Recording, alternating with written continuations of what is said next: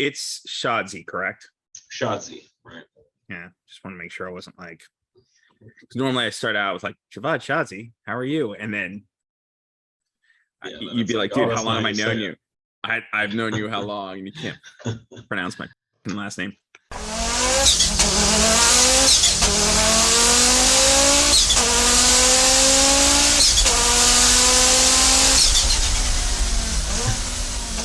It is a difference in made up last name, so I can't blame anybody.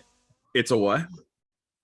It's pretty much made up. My family on my dad's side, our last name used to be Pahlavi, which is a much more common. In fact, I think it's the same as the Shah. Shah of Iran's last name was Pahlavi, so I think it was for that reason or something. But anyways, it was changed at some point, and this name Shadzi was no. So if you ever meet another Shadzi, they're related to me. There's no other.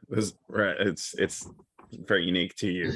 Yeah, and I gotta talk to my dad. It's been years since I heard the story, but I gotta talk to my dad about how it came about.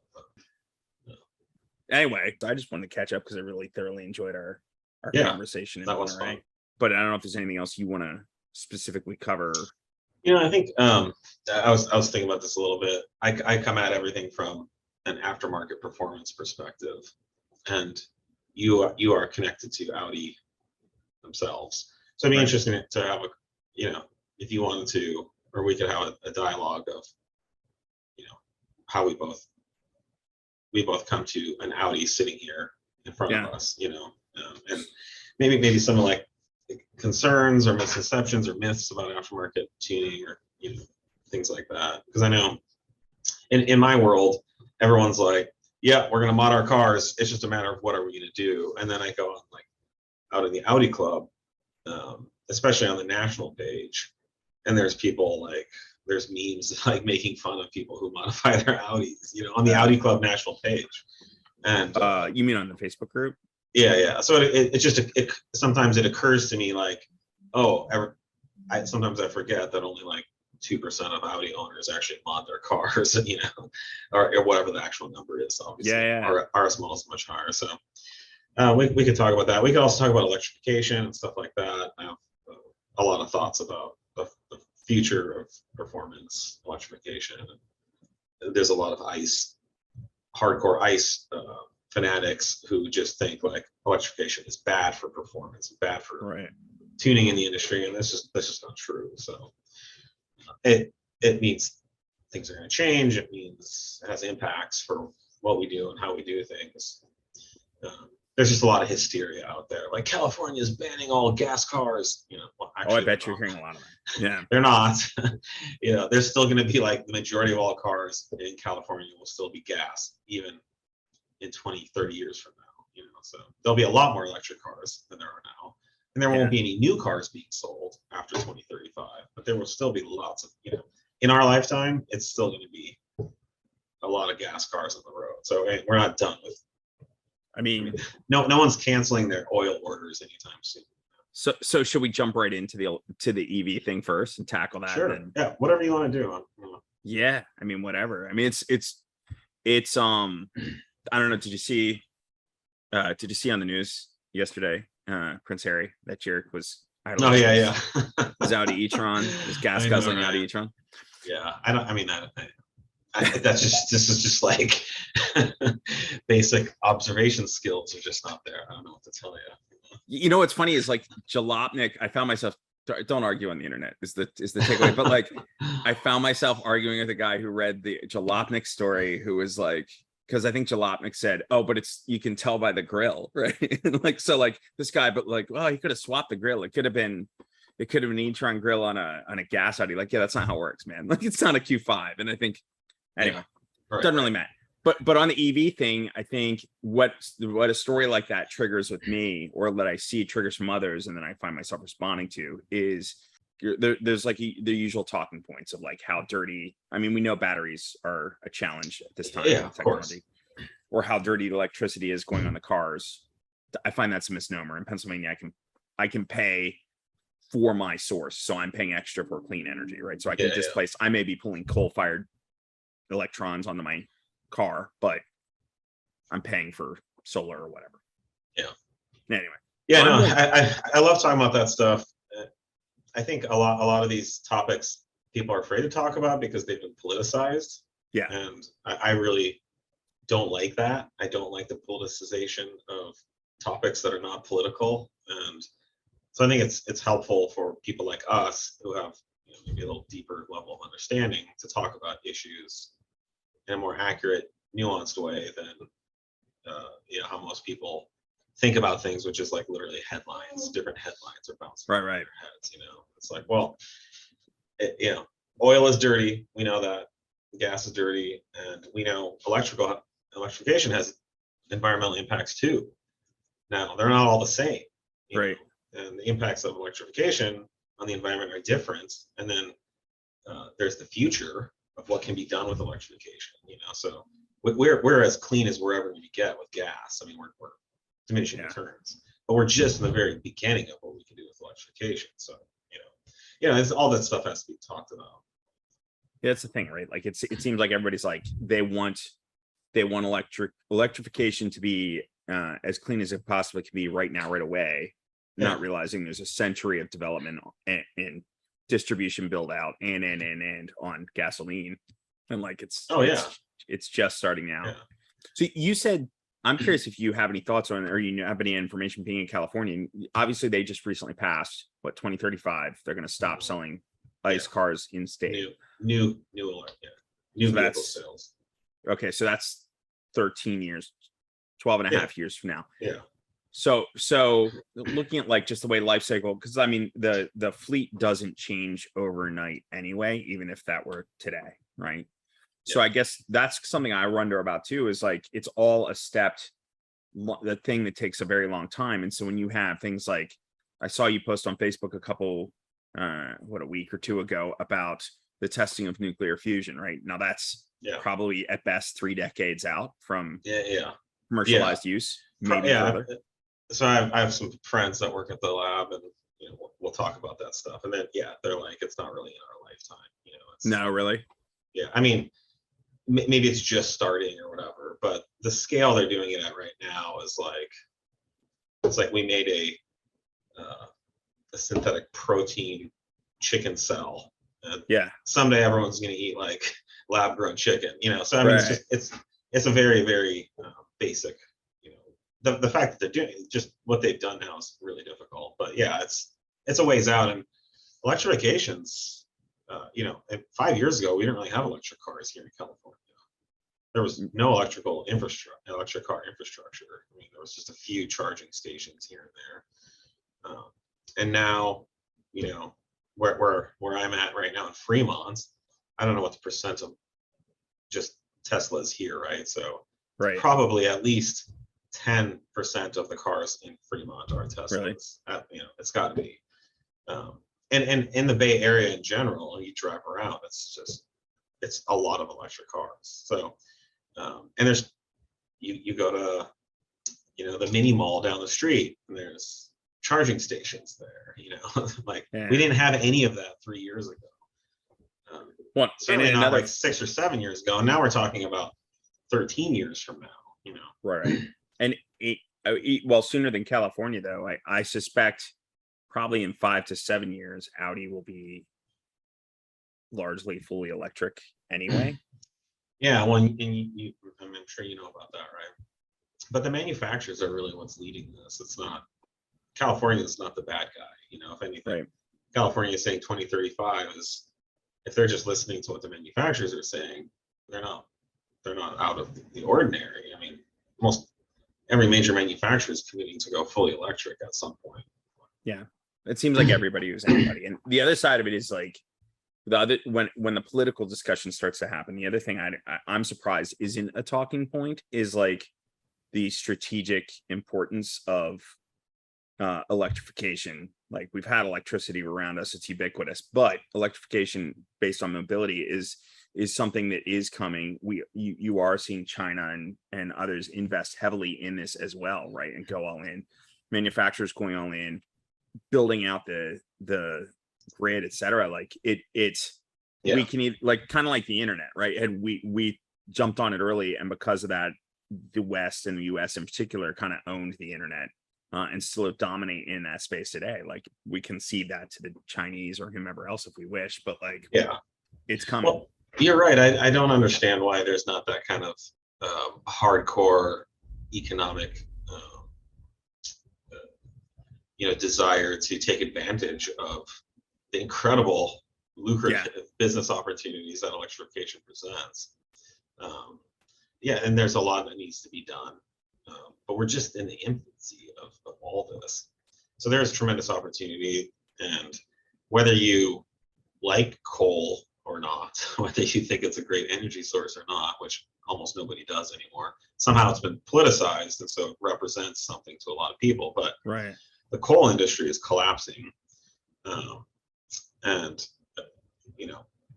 big companies are not investing in coal like they were 20 years ago. They're investing that money in all kinds of alternative energy sources, especially electrification. So yeah, I don't know why there's not more opportunism around that. Yeah, especially when you can see it a mile away, right? Like, you can see it's going there. It's just a matter of how quickly we all get there, who jumps on it first. Yeah, and to be fair, there's plenty of it, right? Like, one of the most valuable companies on earth and the richest man on earth is all funded by electrification, electric cars. Wall Street is putting a lot of money towards electrification. If you want your stock to go up, just say that you just did something to make your vehicles more electric friendly, and your stock will go up the next day. So there's companies like Exxon are investing a lot of money into this stuff. So I think where the thing that's behind is the political discourse. That's kind of in the Stone Age. But while everyone's all riled up with pitchforks, all the biggest polluting companies on earth are investing in electrification and alternative energy. So to me, it definitely seems like electrification has kind of become like abortion or some of these other issues that are like hot and button, that if you keep pushing them, you're going to drive votes, you're going to drive engagement. But like so like they do it because it works, it gets votes, it's divisive donations. Right. Yeah. But all right, so knowing that it's going there, and knowing that you have kind of built your career in the aftermarket, I guess I'd ask you first, have you I'd imagine you've driven some electric cars at this point. Yeah. Have you spent time in?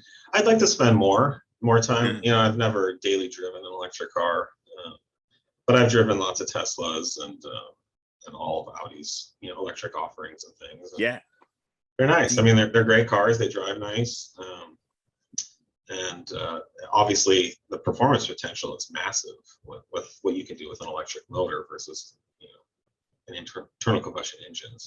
So from an aftermarket perspective, I mean, other suspension, which is suspension improvements are there to be had either before or after electrification, but beyond that, have you guys given much thought yet as to what 034 is, or companies such as yourselves are once electrification seriously arrives?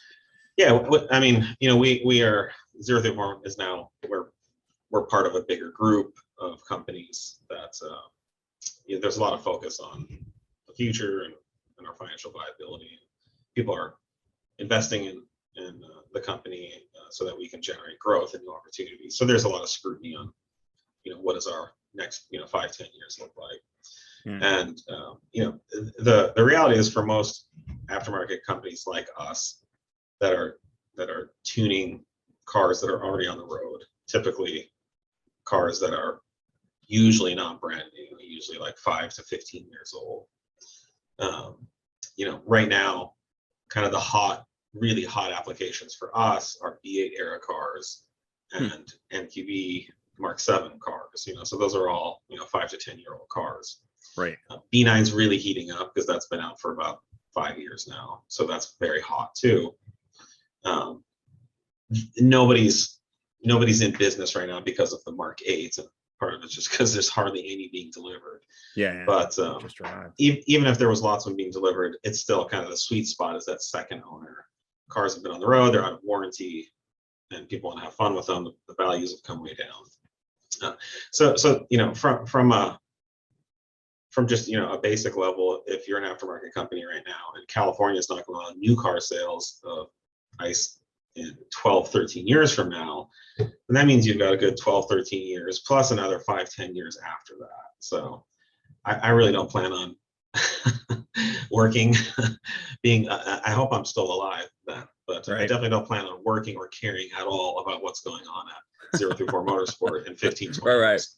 Yeah. I hope the company's thriving, and I hope there's, you know, some young whippersnapper that takes my place eventually. But so there's that. But let's just say, you know, electric cars will present an opportunity. They won't necessarily be the thing that ends ICE, but there are quite a few on the road now, and more every year. There's going to be more and more. So the big challenge initially was that Tesla kind of, you know, came out and created the electric car on the road, and it's what people have been driving.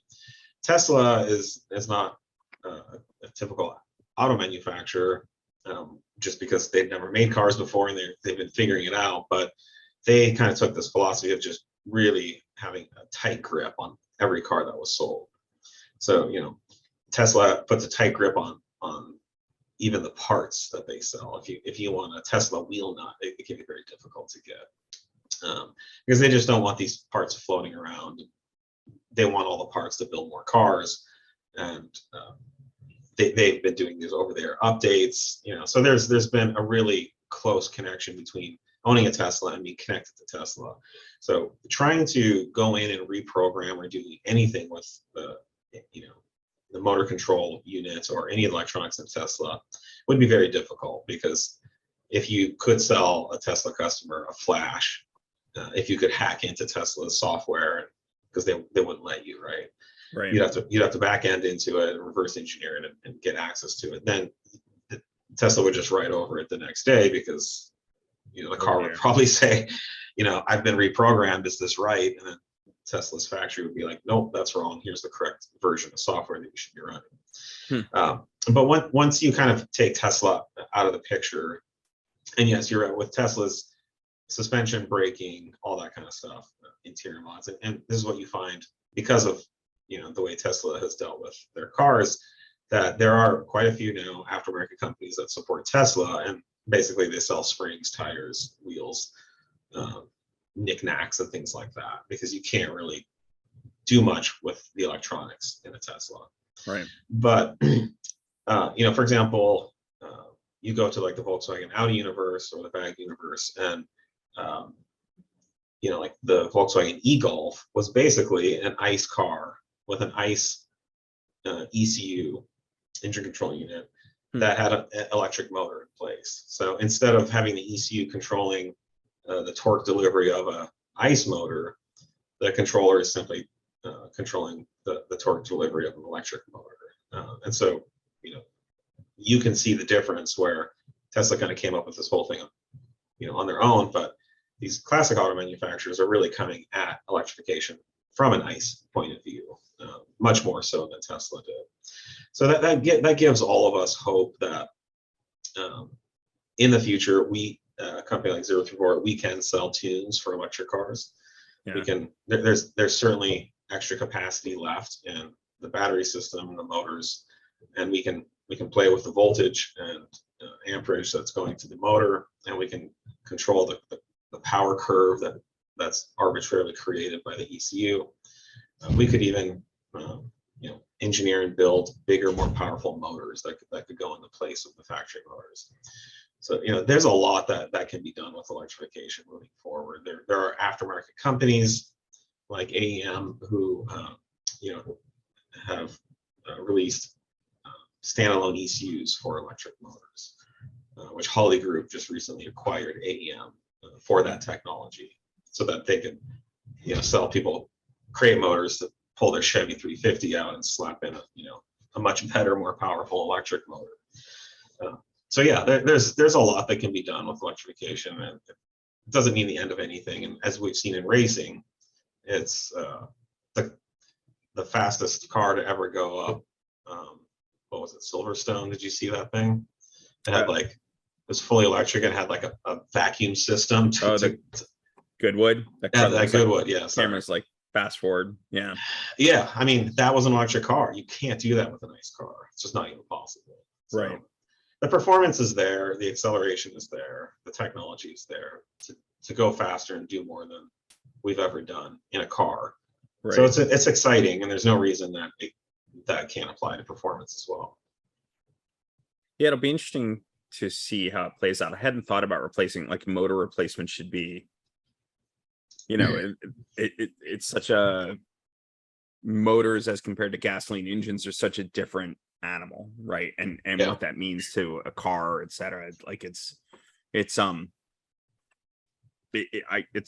a rethink. I guess you like thinking about what you said about the e-Golf too. I suspect that e-tron is similar, where both of these are derived and developed from what was originally an ICE architecture. And when you look at ID4 or Q4, that's more a stand-up skateboard. Mm-hmm. You know, I don't know if they're running ECUs or how they're managing that. I don't know if you've had a chance to look at those yet. Yeah, I mean, Volkswagen and associated companies since the 90s have always used this torque request model to control their engines. So unlike other companies before that, the engine needs a certain amount of fuel and it needs a certain amount of timing, and then it just produces some amount of power based on how much air and fuel combust and the volumetric efficiency of the motor, and it is what it is. Volkswagen, starting kind of back in the Motronic days, like ME7 era, instead of the output of the ECU, instead of it being a certain amount of fuel and a certain amount of timing, and it was you push the pedal and you request a certain amount of torque. Now, you don't, as the driver, you don't know how much torque you're requesting, but you're requesting some percentage of maximum torque. And then the ECU decides how much of that to give you based on all the different environmental conditions and the traction and everything. And so that torque request model doesn't care about how the torque is being produced. It just assumes that there is some engine or tractive device that's going to spin the drive shaft with a certain amount of torque. And so you can apply any kind of power source to that if you want. You could probably use a hydrogen, or whatever you want. Right. You could probably control a steam train, using a torque request ECU model. So that's the cool thing, and we haven't seen them move away from that yet, and I don't see why they would. So in like e-tron GT and cars like that, they're also doing a torque request. I think so, yeah. Basis. So your pedal, when you push the accelerator pedal, is just right. And the ECU is like, okay, we need to produce some amount of torque. And then how that happens is thousands and thousands of maps in ICE motors. It's less in electric motors, but yeah, and then all the magic happens. And that kind of thinking of torque requests has led to a lot of what we would call as closed loop operation, where the ECU is targeting parameters and has a function called the PID loop, where it's creating outputs, evaluating the response, and then hitting kind of a maximum minimum range of outcomes and maintaining this result. On average, it's doing this thing in the middle. That's a closed loop or PID loop that probably a lot of people listening who are engineers know about. So yeah, you can apply that concept to anything, any kind of electrification. So for us, it just matters if we can get into the ECU, then we can start playing with the torque request model, and then it can generate whatever power we want. Interesting. Yeah. Does it get to a point where, like, to me, one of the couple things that strike me about the electrics I see on the market, like I haven't driven a Plaid, but I've done launch control on like an RS e-tron GT, and it starts to get to the point where it's like, I tend to use the term parlor trick because like it's cool, but you do it more than like twice and you start to feel nauseous. Like you're starting to get to the limits of what's fun. You know what I mean? Yeah. And on top of that, to pull that kind of performance, there's weight. So like all these cars are super heavy to get range and that kind of power out of them. Mm-hmm. I don't know. I guess I just like does it make, I'm sure there will be people with RS e-tron GTs who wouldn't mind tuning them so they're faster than their buddy's Plaid, but yeah, no, there will be.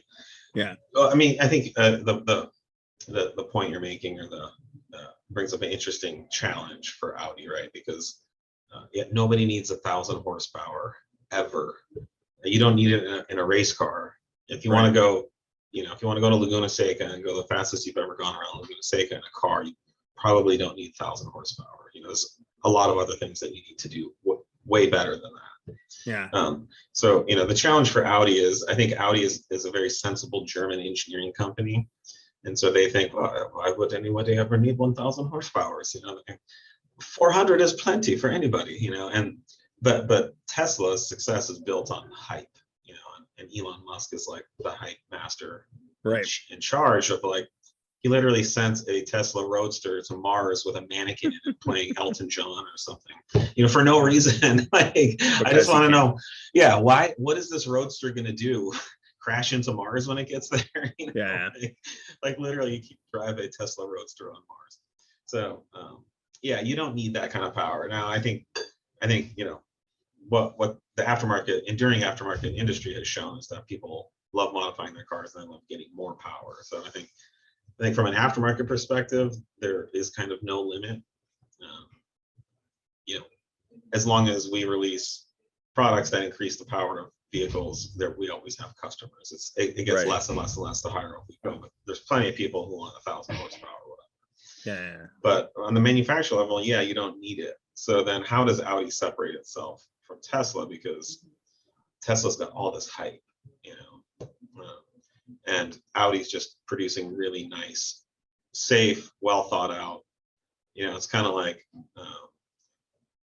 Audi's the nice guy, and Tesla's, kind of the rock star bad boy, and all the girls seem to notice the bad boy first for some reason. So, I think that's an interesting challenge.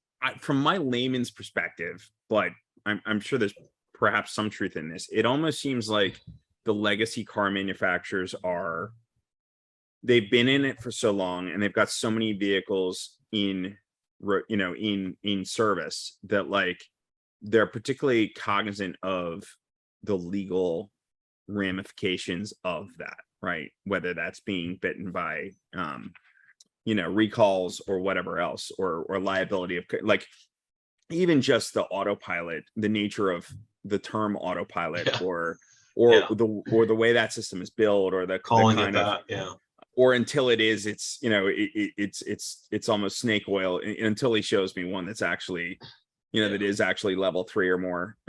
Like it's snake oil.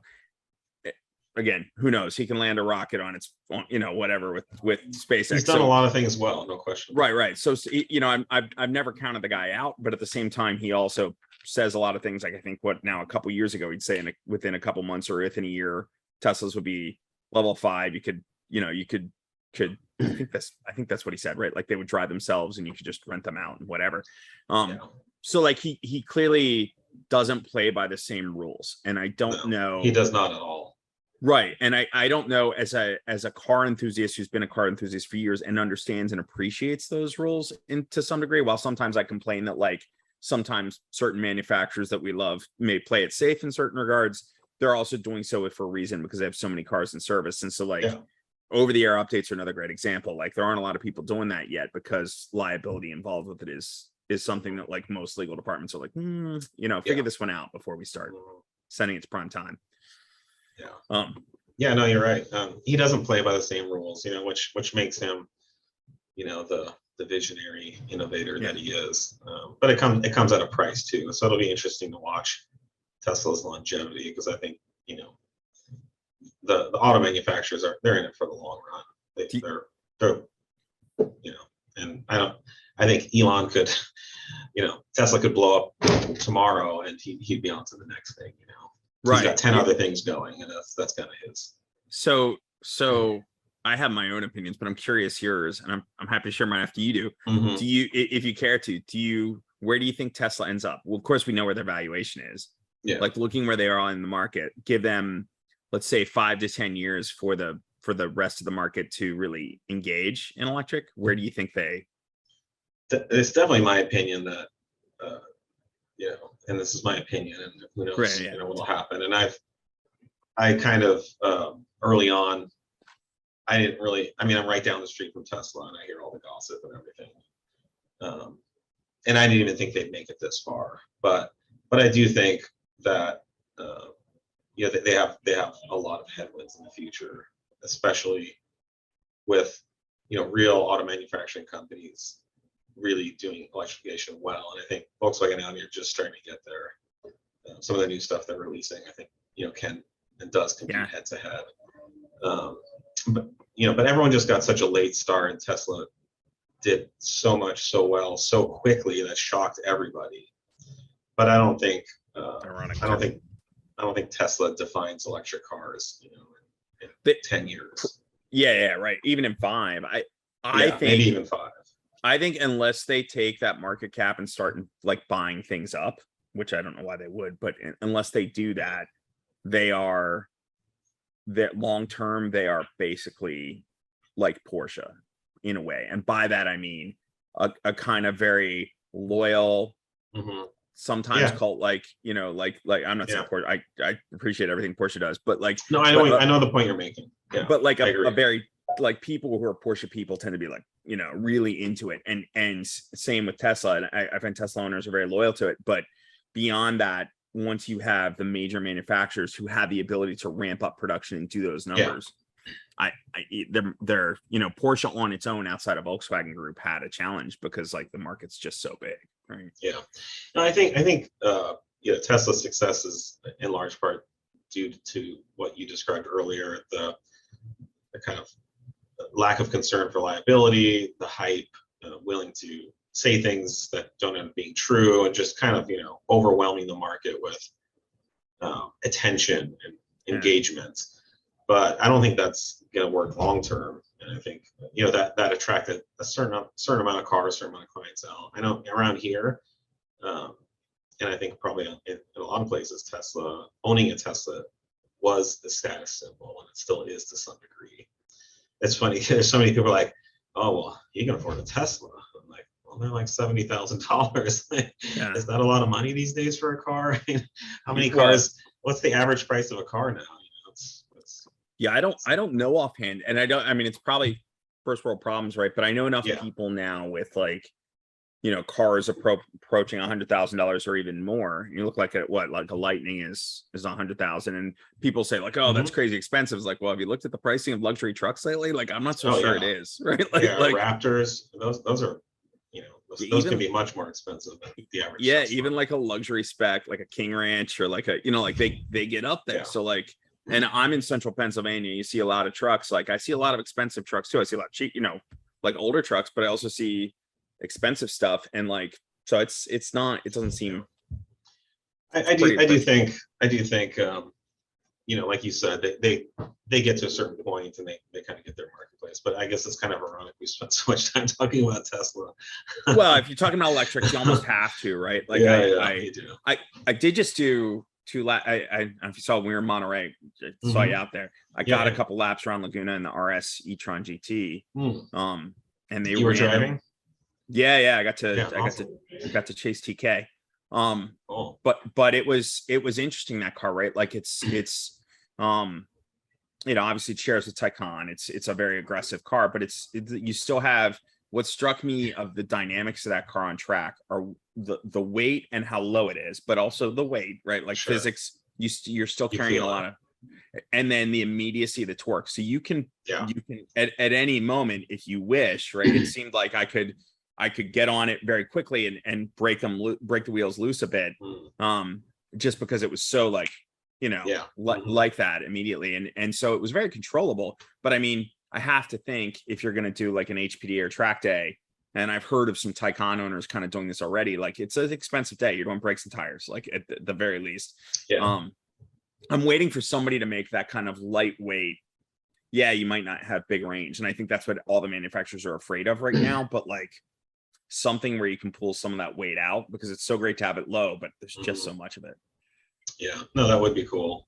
The other interesting thing, electric cars can do something that gas cars can't, is you know, regen, and you can really use that as part of car control. Yeah.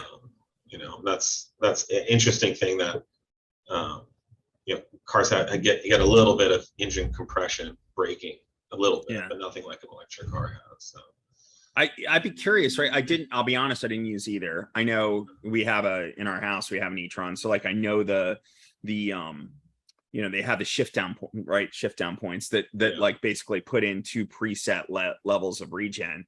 I've heard I don't know if you know, Tommy Mihawk at Audi Wilmington Nemesis, he's been dailying their Q4, and he said there is a mode, I guess, that you can single pedal it. That's cool. I'd be curious how that works, the track. Like I've yet to do it on the street, much less the track. So yeah, because in that case, you know, you really don't need to use the brakes, you know. Well, power. Theoretically, right? But in real world environment, yes. But part of me wonders, like coming into a brake zone, you're still probably you're still gonna need to brake some amount. But you know, it's those times where you just need to touch or tap the brakes. That, you could do away with that and stuff. So, but yeah, that's interesting stuff. Yeah. I think the other thing is battery technology. That's a big thing. And let me make one other point about electrification, is that, you know, from an aftermarket standpoint, it's the customers that are really behind, not the cars. The cars can actually perform really well and go really fast, but people aren't really buying electric cars because of performance. And, you know, obviously people are paying extra money for flat Teslas and stuff because of the performance, but as a whole, the market, the average Audi buyer is not looking for the performance. It's more of a efficiency, the environmental impact, the social, you know, the social meaning of driving an electric car, you know, whatever it is. So I think for us in the aftermarket, we're still waiting for those enthusiast customers to arrive. So all right. So an analogy then to the aftermarket. When I saw you out at Monterey, I think we were chatting a bit about the lifted Q3 that was there at Legends of the Autobahn. That's the Adventure Series car that Audi Stevens Creek. That's a really cool car. Yeah. I think you guys were involved in developing some of the components for them. Yeah. All right. So there, but the whole off-road, you know, overlanding trend that's so hot right now, or arguably before that in the tuning scene, if you will, maybe more SEMA than the tuning scene you cater to, but the whole air suspension thing before that, like, these are not necessarily go fast uses of cars, right? No, those are fads. They're fads that come and go. Well, maybe air, but like sure. overlanding's been around for a while. I think just more the supply of crossovers and, you know, would be 4x4s, right? Like on the market, cool vehicles that can go overlanding if you outfit them correctly. Like that it's perhaps inevitable. The more, even just in our space, right? The more Q7s, Q5s, Cayennes, Touaregs, like the more of those that are out there and the more they become affordable, the more likely it is people are going to start doing that kind of stuff with them. So like, I guess that's kind of where I start to wonder where EV goes as an aftermarket, right? Like, these are not your typical make it faster mods that are being done to, say, a lifted, you know, the Q3. And so like, what with EV is go fast, is that the point of them, right? Because some of them kind of go fast already, but like at least in a line. I don't know. Yeah, I think it will be. I mean, I think, you know, what you're describing is a subsegment of tuning with the overlanding thing. You know? So you've got someone who has some disposable income and they want to tune a car. So they look and they see, where's my biggest bang for the buck? What kind of activities can I do with this modified car that suits, you know, my interests and goals? So there's not as many people that are like, well, I think I'll dump, you know, $20,000 into a Q3 and go overlanding. There's really nobody that I know that's doing that. You know, that Stevens Creek has done a great job with that car, and they've used it as a marketing tool. And we've been involved to some amount. We've had a couple customers approach us over the last few years to kind of, you know, do similar things. But, you know, still 99.9% of people are like, I want to emulate, you know,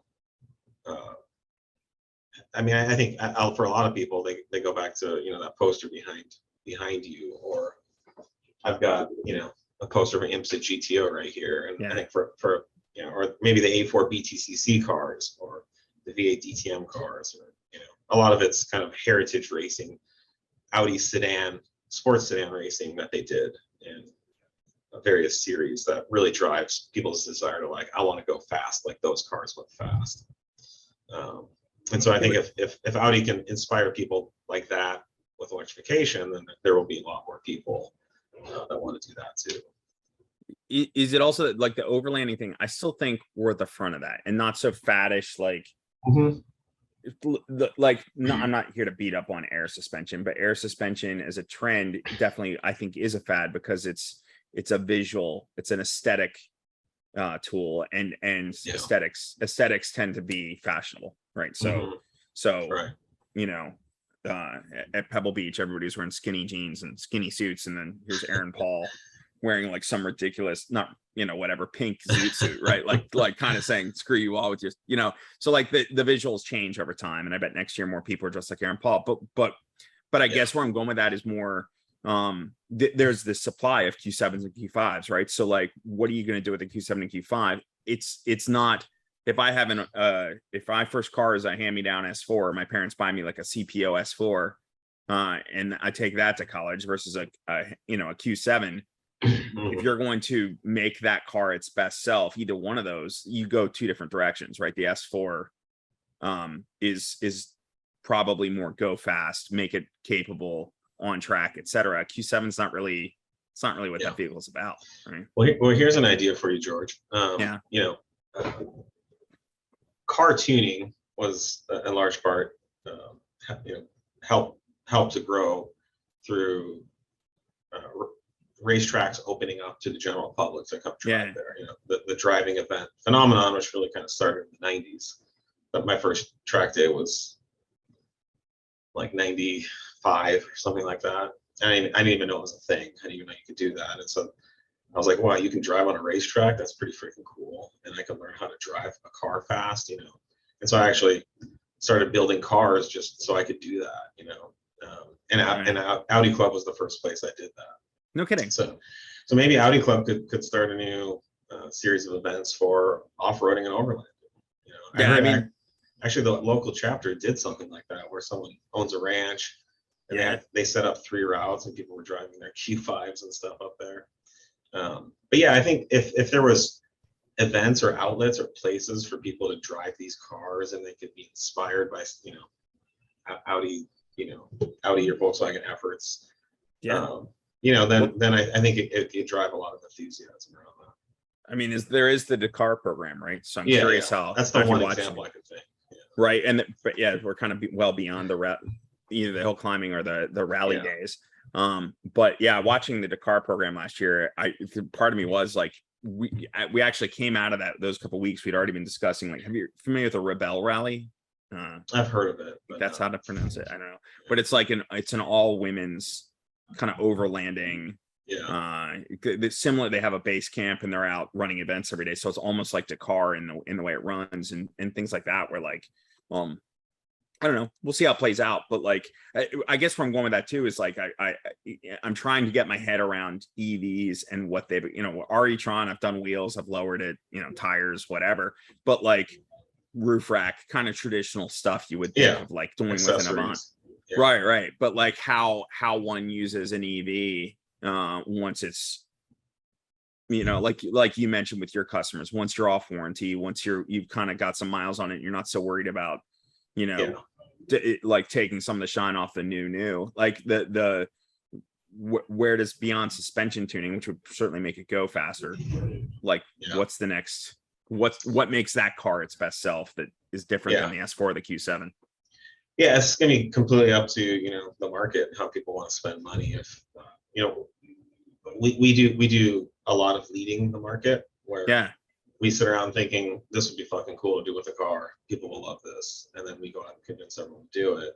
But at least half of what we do too is just sitting around like, what do you want to do? What are people doing? Totally. I'm like, customers are telling us, because that's a much easier way for us to go is if there's, thousands of people who want to, go 8 seconds in Audi's new A3 electric sedan, that's cool and not an SUV. And we can produce a $5,000 or $10,000 package of parts to help people do that, and hundreds of people want to buy it. We're in business, right? So we can either go out and do that and hope people are inspired by it and they want to do it, or we can engage with what people are trying to do and want to do, and we can go create solutions for them to do the thing that they already want to do. We're just not seeing any of it in electric for Volkswagen and Audi. And then the question is, well, how much do we want to lead this right now? And there's just too much opportunity in ICE applications for, I think, any company in our position to even think about it. So, that goes back to my point of it's electric tuning is more about the customers, less about what companies can do. And I think a lot of times the conversation is completely around like, well, you're not going to be able to tune electric cars. It's like, no, that's actually not true. We'll figure out how to do anything. Right. If you want to do it, we'll figure it out. That's what we're here to do. But nobody's asking. It's basically zero. Right. Well, part of it too is what I wrestle with right now. I know Volkswagen Group. Pardon, got sirens coming to get me. I know Volkswagen Group has kind of played it safe a bit in which other than Taycan and e-tron GT, kind of which cars they roll out, even those are sedans versus like like especially Porsche launching Taycan, that they're a sports car company first, and so Taycan and the Macan coming out first. It's what sells. They're going for the meat of the market, and then the specialty stuff comes later. And I think that's the challenge where like you look at you either wait for things to be several years old, like you mentioned V8s, B9s, or you see other segments of the market like the 5-cylinder space right now, which is also big tuning space, even on newer cars, but like there's no EV product in that, it to sort of be relevant to that customer yet, and probably won't be for a couple of years. So like, well, it's interesting because I've actually seen a number of RS3 owners go out and buy Model 3s. Have they? And a similar sized car and just as fast, if you get the performance package or whatever. Right. So I think that that Model 3, and Jason Camisa has said that Model 3 performance is the best car he's ever driven. I don't know if that still holds true, but that wasn't too long. The Volkswagen Scirocco was. I don't for Jason. I don't know. But like that's what Audi's missing right now. Audi is doing a good job of bringing out some electric cars for the average, average person, but not for they obviously are not prioritizing the enthusiast, other than like enthusiasts with lots of money who want to buy GT RS or something. Yeah, because I think an RS6 electric is on its way, right? Like that's already been kind of talked about. So like, but still attainable. Like you mentioned, there is not an electric A3 sedan yet, but when there is, or an electric TT, there've been rumors of that electric R8. Like, that's less attainable. That would be interesting. Yeah. So, anyways, it's still not an electric world by any means, and people who mod cars are into ICE. So I've pushed you down this electric road quite far. It's interesting. Yeah, no, I could go all day with it. Yeah. It's an interesting conversation. I'm going to stop the recording here just because the interview with Javad went for about 2 hours and it's all great stuff. So we're going to split it out over a second episode. So look for episode 29, and that'll have the rest of Javad's chat. We'll move from here talking about electrics to aftermarket and a bunch of other things in regards to ICE and whatever. So check it out next episode, and thanks for stopping.